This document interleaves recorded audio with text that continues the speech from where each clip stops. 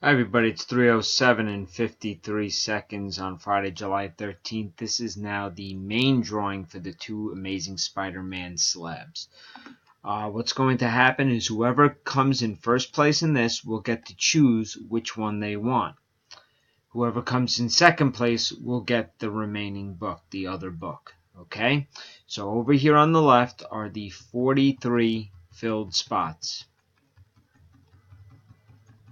Now, there are many people that have multiple spots, so if their name comes in first and second, they win both books.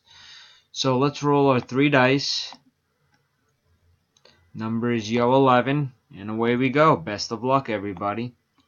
That's 1, 2, 3, 4, 5, 6, 7, 8, 9, 10, and this is the final one. 11. John Gray gets first pick, and Will Lehman will get the remaining book. Now, just to let you know, I will not be able to ship these most likely until Tuesday. I don't know if I'm going to be able to get them out on Monday. Time is now 3:09 and 11 seconds.